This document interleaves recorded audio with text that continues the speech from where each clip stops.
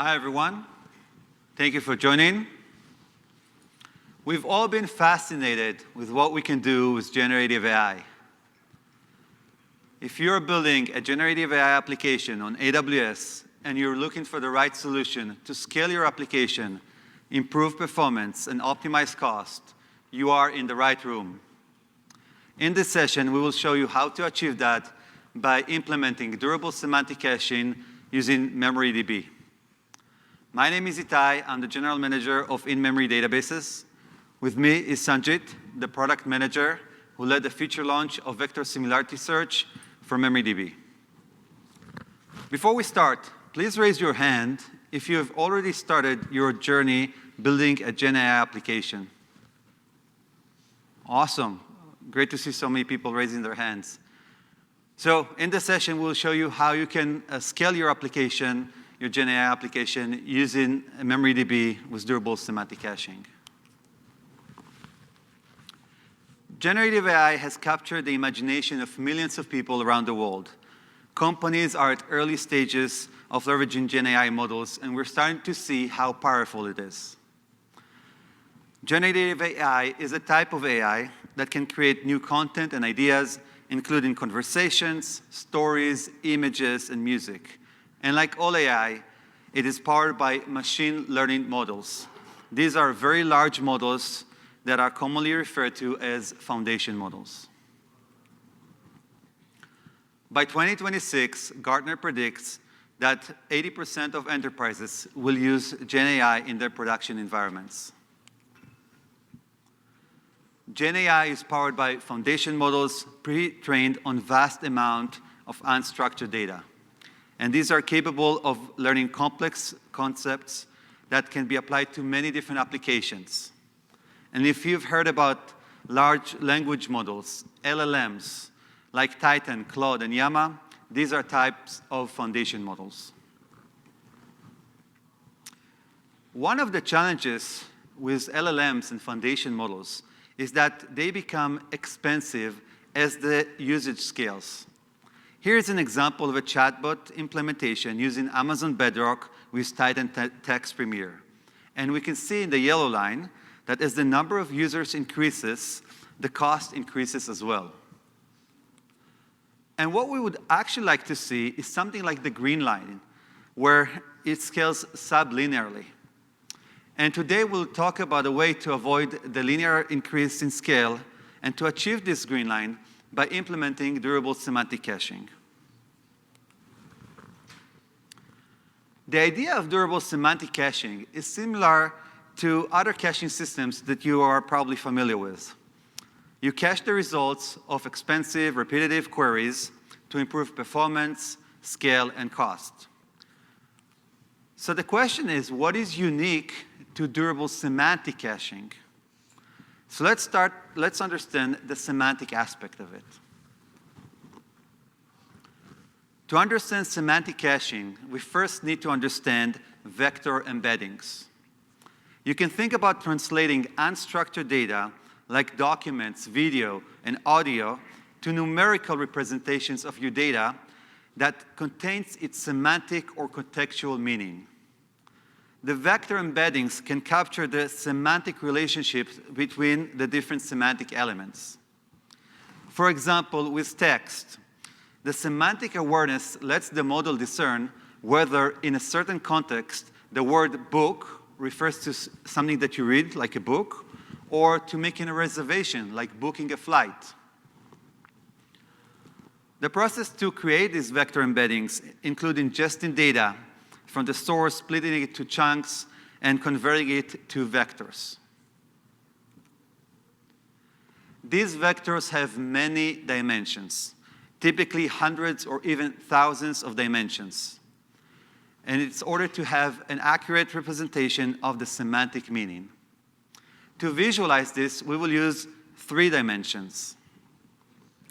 And the main idea here is that vectors that have similar semantic meaning will be close to one another in the vector space. So now that we understand what vector embeddings are, let's understand semantic caching. Let's say we have a chatbot or some other application that has a prompt query from the user. And we'll use the same example of books, furniture, and finance, and we'll again visualize it with, three dimensions for simplicity. We store these queries in our durable semantic cache. And let's say we have a previous query that says, tell me some adventure books to read. And now we get a new query that says, what adventure books do you recommend? We can see that these two strings don't match. So classic traditional caching techniques like exact match or hashing of the string just do not work. And we can see that these two strings, as humans, have similar semantic meaning, and that's what we're trying to do with vectors. Upon the new query, we start looking for a similarly semantic vector, and we expand the radius as we go on. And once we find something that is close enough, and later in the session we'll explain what close enough actually means, we will go and return a cache hit and the data for this query.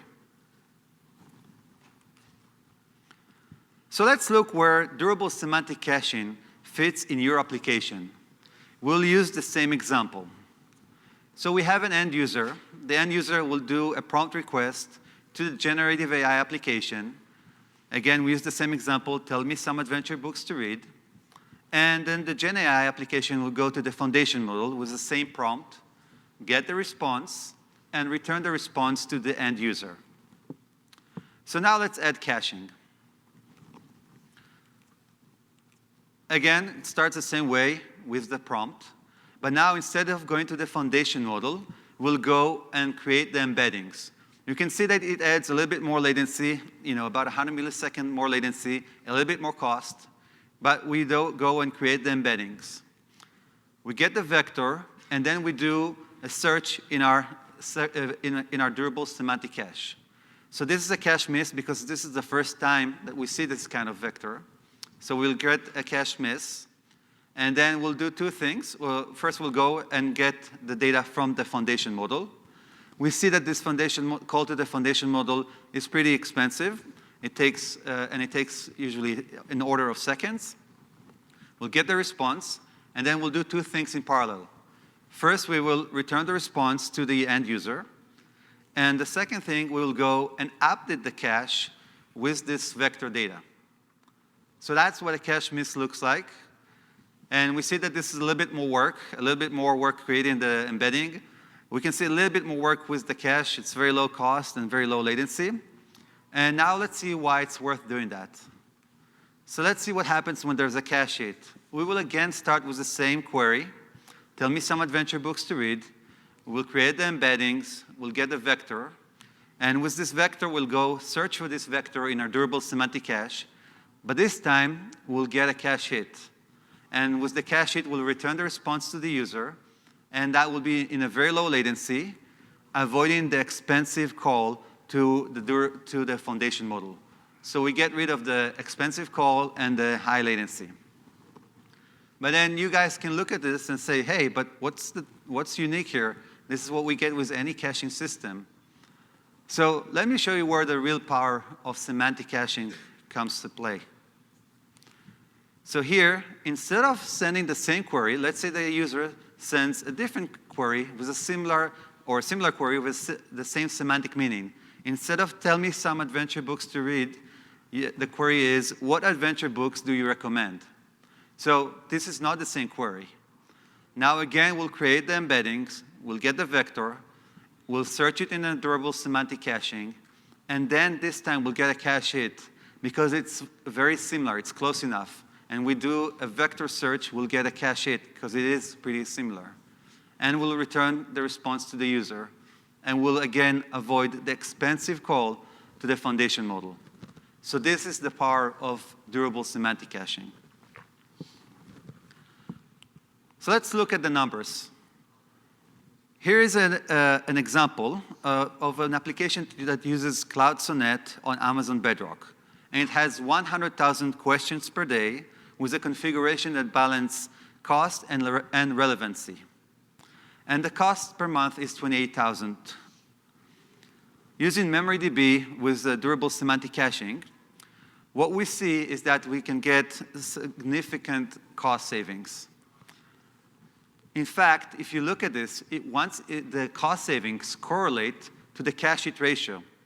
If you have a 25% cache hit ratio, you get almost 25% cost savings. And if you have 75% cache hit ratio, you get almost 75% cost savings.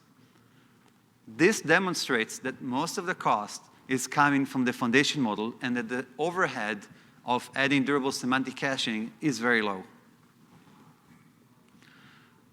Let's look at the real case study of Iterate AI. So Iterate AI is an AI company that helps their customers build Gen AI applications. So they helped one of their customers build a Gen AI application, a chatbot application with Amazon Bedrock.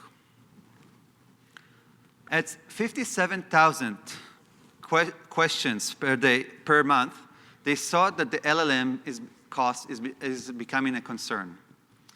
And they realized that 80% of the queries are semantically repetitive. So using MemoryDB durable semantic caching, they were able to save 70% of their cost. And moreover, they were able to lower the latencies from seconds to milliseconds, significantly improving the customer experience. So we talked about durable semantic caching, but which database should I use for this purpose? So let's break it up.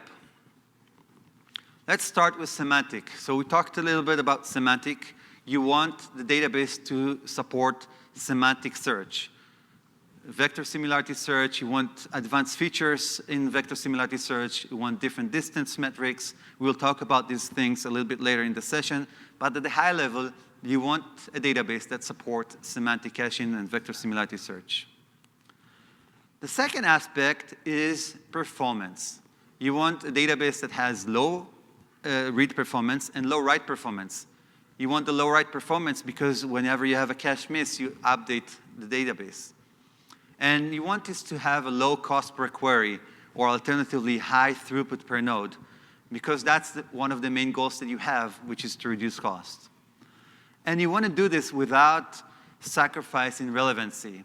And we'll define relevancy in a few more minutes, but you want this to have with good results and not sacrifice on the quality. And then the last aspect, which is a bit less intuitive, is the durability aspect. And you can think about if you do a search, you can always do a linear search and just compare every vector in your database, something like a table scan. But obviously, that's not going to give you the performance that you want. So anything that has vector similarity search with good performance has some kind of an index. And when you have an index, rebuilding this index can be expensive. So if you have a full cache loss, that's never fun in any system, so you have to rebuild the cache, and that's expensive. But rebuilding the cache, when you also have to rebuild the index, is substantially more impactful. And that's why we recommend for these kind of use cases to also have durability. Similar to other database use cases, you will care about things like security, high availability, fully managed, AWS operational excellence, and so on, things that we offer with all of our databases. So AWS provides a wide range of purpose-built databases to meet modern application demands. And with the explosion of cloud-native applications that require different access pattern, data models, performance, and scale, you can choose from a solid portfolio of purpose-built databases that fit your application needs. MemoryDB fits the requirements of performance, search, and durability that we just talked about, and we'll dive deep into it in the next few slides. All right, so what is Amazon MemoryDB? It is the fastest durable database that AWS offers today with microseconds read latencies and low single-digit millisecond write latencies. And we'll talk about more on performance aspect later on when we talked about the vector search performance. MemoryDB is Valkey and Redis open source compatible. So before we move forward, talking about MemoryDB, please raise your hand if you're familiar, if you heard about Valkey. Okay, please raise your hand if you're familiar with Redis. Okay, a lot more hands. So I kind of expected this answer. So let me take a small detour just for a couple of minutes before we move forward with MemoryDB. Just 2 slides, 2 minutes to explain to you what Valkey is so you have context for the rest of this session.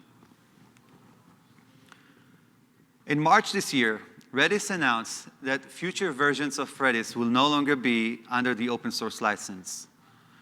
Almost immediately, the community of avid developers forked the project and created Valkey.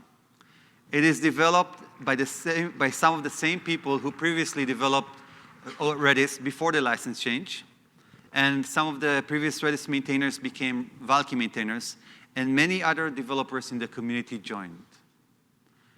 Besides the large community of developers, it is supported by over 40 corporates, including large cloud providers. It is hosted by the Linux Foundation, ensuring that it stays vendor neutral and it always stays open source. And the first version of Valkey is also the last open source version of Redis, which is 7.2 and is fully compatible with it. And this is also the first version that we released in our managed services, Elasticache and MemoryDB. We released this Valkey on both of our managed services with substantial lower prices, and both services provide an online upgrade in just a few clicks as a drop-in replacement and when you move from MemoryDB for Redis to MemoryDB for Valkey. And specifically for MemoryDB, we launched it at 30% lower price on the instance and 80% lower price on the data written compared to MemoryDB for Redis open source. This gives you additional benefits when you want to save costs, which is one of the reasons that you're implementing durable semantic caching. All right, so let's go back to MemoryDB. So it is Valkey and Redis open source compatible. You get the rich functionality and data structures like lists and sets and hashes and sorted sets.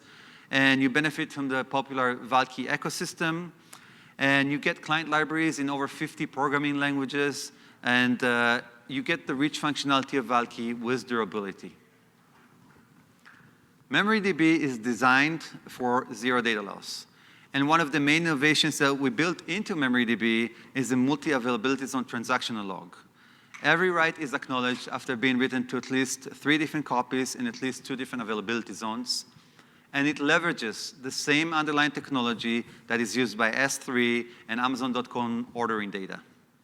I will later, in the next few slides, dive deep on how we achieve durability with MemoryDB. And then similar to other AWS databases, it is fully managed with high availability of 4 nines and other important traits across security, scalability, and performance. So under the hood, let's see how MemoryDB achieves its durability and high availability. So here's a MemoryDB cluster. It's a 1 shard out of the cluster, and it has 1 primary node and 1 or more replicas. It has the multi-AZ transactional log that we just talked about. And let's see how the write works. So the client will send a write request to the primary node. The primary node will go write the request to the transactional log, and then the transactional log, the data will be replicated across the transactional log. Once there are 3 copies and at least 2 different availability zones, there will be an ACK sent to the primary node, and then the primary node will send the ACK to the client. At this time, the client knows that the data is durable in the transactional log. We see that there is an asynchronous replication to the replicas. And this is important because we need this for high availability. So let's look at the high availability. Let's see what happens if there's a failure. So again, the client sends write request to the primary node, send them to the multi-AZ transactional log, gets an ACK, and then the client will get an ACK. And now let's say that the primary node fails. What we do at this point, we don't do an immediate failover. What we first do, we favor durability over availability, and we ensure that we replay all of the data to the replicas. So before we promote a replica to be a primary, we make sure that it has all of the data. Because we continuously replicate asynchronously, this is relatively fast. Usually it happens in less than a second. And that's how we provide high availability and durability. Once we promote the replica to a primary, the client will be redirected to the new primary node and will continue to send the IO. Asynchronously, the data keeps on replicating to the replicas, again, to have high availability in case there is an additional failure. All right, so that's how we do fast failover without losing data. We see customers using MemoryDB for many different workloads across different industries. And some of the common use cases include microservices, data stores, session stores, and leaderboards. Customers benefit from MemoryDB, data structures, its low latencies, and scalability. And now with the launch of vector similarity search, we enable new use cases, including durable semantic caching that we are talking about today. And now I will hand it off to Sanjit to talk about these use cases and durable semantic caching. Awesome. Thanks, Itai. So as Itai noted, we've enabled a lot of different new use cases with vector search. Many of our customers trust vector search for MemoryDB in production.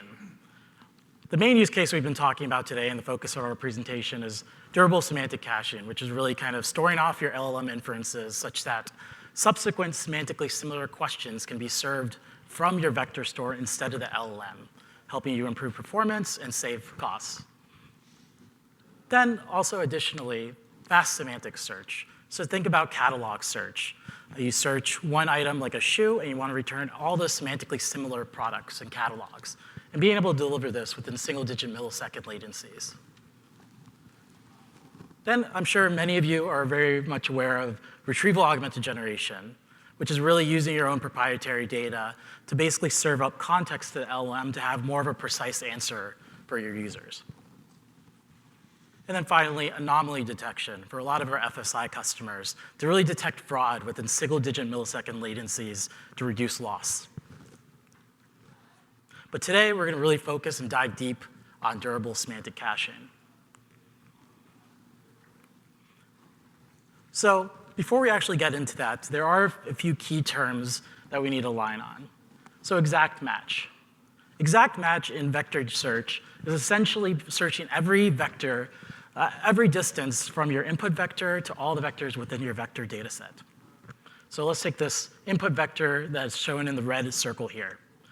In an exact match, you're essentially doing a distance computation to every single vector to return back, in this case, the top 3 nearest vectors, highlighted in purple. This is obviously extremely compute intensive and very timely. So another piece to really consider is in really understanding approximate nearest neighbor search. So what is this? ANN is really kind of searching your all similar vectors without searching all of the vectors in the vector data set.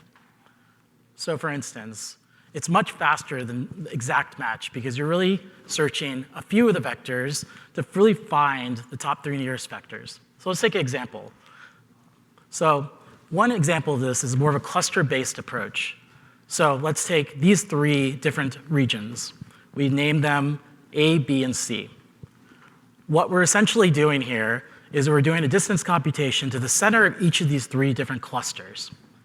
Once we do that, we identify that cluster A is the closest. Then we actually do a direct distance computation to all the vectors within that cluster. And then we identify the top 3 nearest vectors, which are highlighted here. However, you do notice that that light pink circle is actually further away than this circle representing this vector in red. So as the name indicates, approximate nearest neighbor search, it gives you most of the vectors, but might miss a few like this. So another term to really consider and really understand is recall. And what does this mean in terms of ANN search? Recall is a measure of the quality of the results returned. So let's take this example to the right. All the green bubbles represent vectors that you expected to be returned from your ANN search. However, you say you got only 8 out of the 10. That essentially means your recall is 80%. And this is really kind of how you measure the quality of the search results from your ANN search. So let's go over some of the basic ANN indexing algorithms to actually enable this ANN search. A few of them are hash-based and tree-based approaches. Hash-based and tree-based approaches perform well in lower dimensionality vectors. However, in high dimensionality vectors, they do struggle, and they're compute intensive, and they occupy quite a bit of memory. Then there are cluster-based indexing algorithms, which, as we noted earlier, it's a really easy approach. It's very fast to build these indexes. However, they do struggle at very high levels of recall. Then finally, there are graph-based indexing algorithms. You can see that these are very highly interconnected, and they perform extremely well at high dimensionalities and high levels of recall. So one of these graph-based indexing algorithms is HNSW, which stands for Hierarchical Navigable Small Worlds. This HNSW optimizes between performance and recall and really provides you that high throughput, the high QPS, and that low latency on MemoryDB specifically. When you actually think about HNSW, there are 3 different variables to really consider, the different index parameters. There's M, which is really the bidirectional connections that all the vectors within this index make. You can set M extremely high, and you'll get very high levels of recall. However, this will affect how much memory your index consumes. Then there's EF construction. EF construction basically represents how much time do you want to spend in terms of creating a high-quality graph. And then there's EF runtime. So when you're actually conducting your search, essentially what EF runtime is doing is trying to return back as many of the vectors that you expect. A higher EF runtime essentially means that your queries, your vector search, is going to take a significant amount of more time. Just like EF construction, higher EF construction will basically cause you to create, your index creation time will be much longer. So each of these 3 variables are things you need to consider as you actually run your own vector search. So you can't increase these all dramatically, as there is diminishing returns as you increase them. So you really need to understand your application use case to determine how you want to set these. So let's think about how MemoryDB really enables this. So the ft.create command basically allows you to specify how you want to store your vectors, whether in JSON or hash formats. You can also specify the indexing algorithm that you want to choose. Here is HNSW. You can also specify exact match if that's your choice. Then you specify the dimensionality, which is aligned to the embedding model that you chose to actually generate those vectors based on your text. You can also specify the distance metrics, cosine similarity, Euclidean, or dot product. So let's go over how we actually run a KNN search with ft.search. So in this ft.search command in the MemoryDB API, you see that the KNN10 means that you're basically returning the top 10 nearest vectors to your input vector, as we kind of noted and we showed a little bit earlier. When we think about semantic caching, this is kind of a slight spin on the traditional KNN search. In the ft.search command with vector search and for semantic caching, we enable this functionality called vector range. What this basically is allowing you to do is to set a similarity threshold that you want to return vectors that are closely and semantically similar enough to your input vector. So you can return 0, you can return 10. It highly depends on how you actually set this radius. The radius is set between 0 to 1, the default is 0.2, and the lower you put it, the stricter and how much closer your input vector has to be to whatever is returned in terms of semantic similarity. So let's actually go through an example of this ft.search command. So as we kind of noted, this is kind of how the vector range functionality works. You specify a radius, but there is additional functionality to enable you to actually personalize the types of data that the types of vectors you're actually returning from your vector range query. So in MemoryDB, we enabled numeric and tag-based filters. So here, in this case, you see that we tagged the metadata tags around country are associated with each of the individual vectors within the vector database. That basically means that in this query, we are basically filtering down the vector data set and then running that search. So let's think about a practical example and what this actually looks like. So let's take these users from the United States, Canada, and Mexico, all represented by these colors and the types of questions that they asked. And this is all the data that's stored within your semantic cache associated to the answer. So say we have this user in Mexico ask this question: what was the best romance novel this year?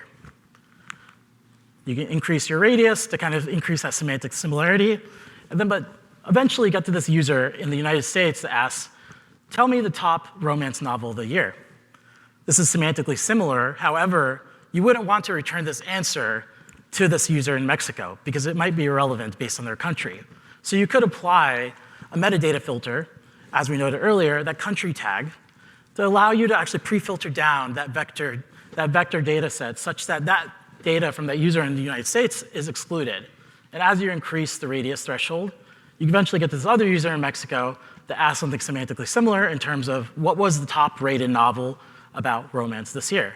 And then with that tag-based filter and this semantic similarity and this radius, you essentially just return the answer back from that other user in Mexico. So these vectors consume quite a bit of memory. So one piece to consider is that when these vectors are created, they're actually stored within the key value and the vector index. So in each of those questions I noted, the vector is generated through Bedrock, and then it's actually stored within the key value of the vector index. So you can kind of see that each vector is duplicated in memory. However, let's think about how MemoryDB handles this with memory deduplication. So in this same use case, in terms of these questions that these users in the United States and Mexico were asking, the vector is generated. But however, what MemoryDB is doing is actually storing a reference pointer within the vector index to the actual vector within the key value, such that you're really saving that memory. So you can see roughly around 50%. And to further this, we actually ran a few benchmarks and tests. On the y-axis, you can see the memory consumed. And each of these two groups are around 1536 dimensionality vectors, 5 million, and 768 dimensionality vectors, and 10 million vectors. You see both of those, basically without deduplication, occupy about 70 gigabytes of memory. But with that deduplication technique, you can see that the memory consumption is actually reduced from about 52 to 56% for both. And to actually help you not over-provision and under-provision the type of instance you need for your vector workload, we actually released a vector calculator within the MemoryDB console. So it allows you to kind of specify the number of vectors, the dimensionality, your M value, and any sort of metadata you might be storing in your instance. This will help you right-size what you need. And to go through a real practical example, I have a Jupyter notebook here that I'll kind of step through. It kind of goes through a semantic cache miss and a semantic cache hit to really show you the performance improvement that you'll see, as Itai noted. So let's go through this. To start, this is actually how MemoryDB is actually configuring the vector index. So as we noted earlier, this really allows you to actually specify the indexing algorithm that you want, HNSW, how you actually want to store your data, the dimensionality here, 1536, and the actual distance metric that you want to use. So let's actually jump in to the actual UI to actually ask a question. This is a cache I just created, so there was nothing in it. So let's ask a fresh question. Tell me all of Tom Clancy's books. This is actually hidden in your LLM in Claude 3 Sonnet. So you can see this is actually taking quite a bit of time. There was a cache miss, so it's actually rerouting to the LLM to answer this question. So you can see it answered it, and we also can see, as we scroll up, we'll see that this roughly took about 7 seconds to answer. So the LLM took about that amount of time. So let's jump back into the code. So here we see that first we look up from the cache, as we noted earlier. We run that vector range query. We have the radius set to 0.2 here. And obviously, you can configure this based on your needs. And we store off that question embedding. And we actually have a line here to actually output the execution time, which I'll highlight to you in a moment. And then in the terms of a cache miss, we obviously need to add this back to the cache after we respond to the user with the LLM. And here we have a add to cache function, basically just inputting out the question, the answer, and the actual embedding model that was used.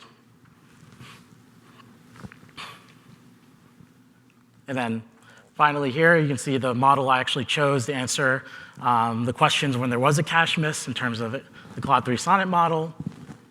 And then let's actually jump back into the code, actually back into the UI, to ask something semantically similar and see what the performance is. So maybe we'll ask it something like, what are all of Tom Gates's books for simplicity? So we ask this question, and let's see how fast it goes. So you see that it roughly answered in about 111, 112 milliseconds. But as Itai noted earlier, much of this is actually coming from the embedding model. So let's run back to the very bottom and see how fast MemoryDB responded. So you can see here that MemoryDB responded within about 1.4 milliseconds to that response and that semantically similar question that was stored in MemoryDB from earlier. So one thing to really take away here is that MemoryDB really provides that optimal performance at the highest levels of recall. We actually conducted quite a bit of benchmarking here at AWS to really evaluate MemoryDB's performance. So in this graph, you'll see the y-axis is the latency in milliseconds, the P99 latency. And you'll see these two clusters around are a Cohere 10 million data set and an OpenAI 5 million data set, both common vector data sets to benchmark against. And you can see in both these cases, MemoryDB outperformed both the other vector databases pretty significantly. And then in terms of QPS, the y-axis down here is obviously the QPS and then the same two vector data sets. And we see in this case, MemoryDB also performs quite exceptionally well in terms of delivering nearly about 10,000 QPS for each of these vector workloads. But there are best practices here to really consider. So really managing data staleness. So this is very similar to operating any other cache. There's an inherent trade-off between staleness and cache hits. Like any other caching use case, you can consider using time to live or TTLs on your keys. But some critical considerations here is that, obviously with lower TTL, you're going to have a lower cache hit rate, less staleness, and with a higher TTL, obviously you'll have a higher cache hit rate and more staleness. So you really need to consider how you actually can finally balance and what your business use case is. Some use cases might need very minimal staleness, and some might be able to tolerate it. So this really highly depends on your customer and your application use case. So specific to vector range and semantic caching, as we noted earlier, there are things around optimizing for similarity threshold and personalization. So what I mean by that is really optimizing your radius or your similarity threshold and leveraging filters, so tag-based and numeric-based filters that MemoryDB allows for you. So similarly to the prior slide, smaller radiuses are more strictly confined in terms of how semantically similar your input query to what's stored in the vector database have to be, and more filters basically will constrict the amount of vectors you're actually searching. This will result in a lower cache hit rate, but more relevance to your users. And alternatively, larger radius, less filters, will have a higher cache hit rate, but less relevance to your users. So you really need to consider how you actually want to tune your similarity threshold based on how you want to respond to your customers. And similarly, using the filters. And then MemoryDB also allows you to really monitor your memory and space consumption. So using the ft.info command, you can actually see the vector space usage, the number of documents that were indexed, and the vectors. This kind of help you kind of tune and use and set TTLs appropriately or filters and your radius threshold as needed for your application. And finally, some great benefits of durable semantic caching to wrap up is cost reduction. So you're making those fewer expensive calls to your LLMs and can result in quite significant savings. And then scalability, very similar to other caching use cases. You can handle more users without that proportional cost increase. And then finally, improve speed. So you can really respond to your users within that single-digit millisecond latency that we highlighted earlier. And then finally, here's 2 great QR links. One is to the MemoryDB GitHub that has some great semantic caching use cases and code samples to help you get started, some basic vector search code samples as well. And then we also have a blog around semantic caching that has a Terraform script to kind of help you launch your own to really start. So with that, I will wrap this up and say thank you to everyone for joining us. Please fill out the survey. We really appreciate your feedback.